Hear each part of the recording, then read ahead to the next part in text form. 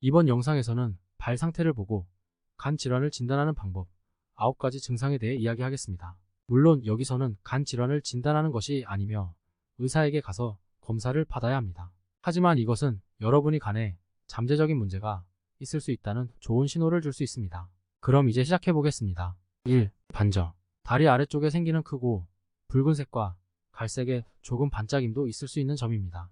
이는 혈액순환 장애로 생기며 일반적으로 간 문제로 생기는 현상입니다. 당뇨병이나 다른 원인으로 인해 발생할 수도 있지만 간에 문제가 있을 때 이것을 자주 볼 수 있습니다. 발에 나타나는 현상으로 건강 상태를 파악할 수 있는 이유는 심장이 혈액을 발 끝까지 보내고 혈관계를 통해 다시 되돌려 주어야 하므로 전체적인 건강 상태에 대한 많은 정보를 제공하기 때문입니다. 일반적으로 간 문제나 심장 문제, 무엇이든 혈관계 문제가 있을 때 이런 문제가 발생합니다. 이것은 혈액순환 문제로 인해 심장에서 가장 멀리 떨어진 이곳에서 많이 발생하는 것입니다. 또한 당뇨병이 있어도 신경 문제가 발생할 수 있습니다. 이는 심장으로부터 가장 멀리 떨어진 지점인 말단 손과 발가락에 영향을 미치기 때문입니다. 그래서 종종 발목에 빨간색과 갈색의 작은 반점이 생깁니다. 하지정맥류. 거미줄망처럼 보이는 혈관의 팽창인 하지정맥류도 발생합니다. 일반적으로 간경화에 나타나는 하지정맥류는 간에서 에스트로겐의 과다 분비로 인해 혈관계에 영향을 미치기 때문에 발생됩니다. 3. 발 뒤꿈치 갈라짐. 그리고 발 뒤꿈치가 갈라지는 경우가 있습니다.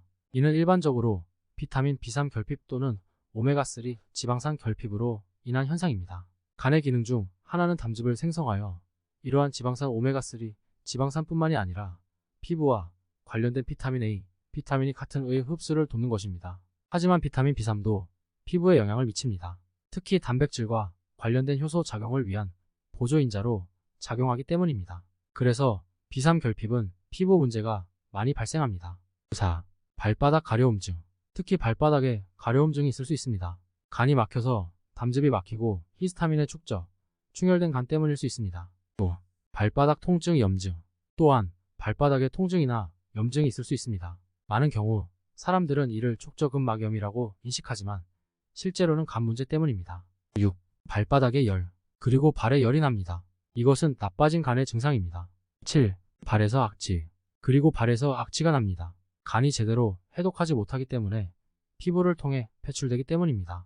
일반적으로 간이 나쁘면 사람의 식습관이 굉장히 안 좋아지며 대장과 신장이 모두 쓰레기로 막혀 피부를 통해 나오게 됩니다. 따라서 정말 엉망인 건강하지 못한 간을 가지고서는 건강한 신장이나 대장을 유지하기 어렵습니다.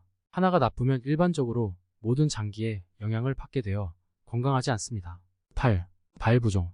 간이 좋지 않으면 발목이 붓게 되고 손가락으로 꾹 눌렀다 떼어도 피부에 탄력이 없어 꺼져 있는 상태도 간이 나쁜 증상 중 하나입니다. 9. 무좀 또는 곰팡이. 그리고 곰팡이, 발톱 곰팡이도 있습니다. 간 문제가 있는 사람들은 대개 장내 미생물 균형이 교란되어 곰팡이와 이스트 과잉 증식과 연관되며 몸의 외부의 곰팡이와 이스트가 과도하게 증식하게 됩니다. 따라서 비듬이나 건선, 발톱 곰팡이와 같은 것을 볼 수 있습니다. 그리고 손가락 끝 또는 발가락 끝에서 발생할 수 있습니다. 손톱 밑바닥이 하얗게 됩니다. 그래서 손톱에 작은 반달 모양인 누나가 없어지게 됩니다. 발톱 밑바닥에서 일어나는 혈액순환이 나쁘기 때문에 하얗게 되는 것입니다. 그렇다면 간 질환의 실제 원인은 무엇인가요? 많은 요인이 있습니다. 그중 하나는 약물의 부작용입니다. 다음엔 불량한 식단입니다. 식단에 많은 설탕, 특히 과당이 많은 옥수수 시럽으로 조리된 음식, 저온 살균 처리된 통조림 음식을 먹고 생식을 섭취하지 않으면 간과 신장에 매우 큰 압력이 가해집니다. 채소를 섭취하지 않고 유해한 음식을 함께 먹으면 체내의 효소나 채소에서 얻을 수 있는 항산화 물질이 없기 때문에 문제가 될 수 있습니다. 그리고 대량의 단백질을 섭취하면 많은 질소, 폐기물이 생성되어 시간이 지나면 간과 신장에 크게 부담이 됩니다. 그러므로 간이나 신장 손상이 있는 경우 단백질 섭취량을 낮추고 채소 섭취량을 늘리는 것이 좋습니다. 그러면 간에 좋은 시기는 무엇인가요?